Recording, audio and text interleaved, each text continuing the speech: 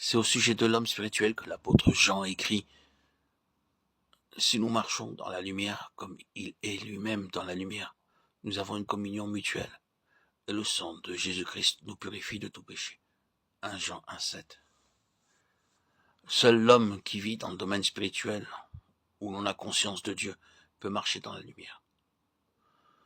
Tout retour dans le domaine de l'âme peut être comparé à une éclipse. C'était la lumière, le plein jour, et tout à coup, voici les ténèbres. L'esprit qui était uni à la lumière a été précipité en quelque vaisseau opaque, semble-t-il, où il est comme recouvert d'un voile épais, d'un nuage. La lumière en est obscurcie, mais celui qui demeure en Dieu marche dans la lumière, et par celle-ci, il est en communion avec tous ceux qui sont aussi dans la lumière. Le sang de Jésus accomplit sans cesse son œuvre de purification de tout péché inconscient, souillure provenant de la vie psychique ou du contact avec le péché dans l'environnement. S'il s'agit de péché commis, le remède est indiqué dans 1 Jean 1,9. Dieu est lumière, et il n'y a pas de ténèbres en lui. Celui qui aime demeure dans la lumière. Et c'est ici la vie d'ascension, la vie cachée avec Christ en Dieu, qu'enseigne l'apôtre. Le Seigneur l'avait aussi annoncé à ses disciples, dans la chambre haute de Jérusalem, lors des adieux, et quelques jours après, il accordait ce qu'il avait annoncé par le baptême d'Esprit Saint.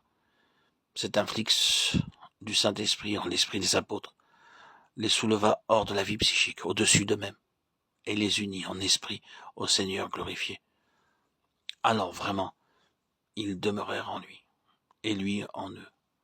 Et le monde crut, témoin de l'unité des disciples, unité rendue parfaite dans l'amour qui bannit la crainte. Des personnes en grand nombre se convertirent en les voyant marcher dans la lumière, une lumière telle que l'égoïsme coupable d'Ananias et de Saphira ne put y subsister.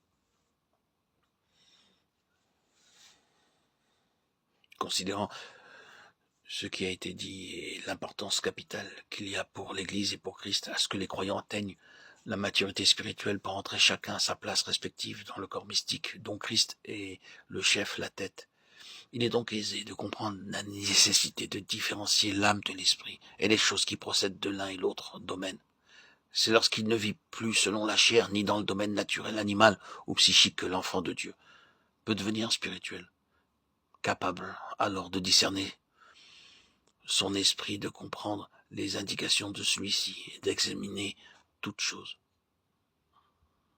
C'est ainsi et ainsi seulement qu'affranchi de la domination de l'âme et du corps, il peut être sanctifié parfaitement et au point où il est parvenu, s'avancer vers une perfection plus grande encore, selon que l'exprime Philippiens 3, 14, 16.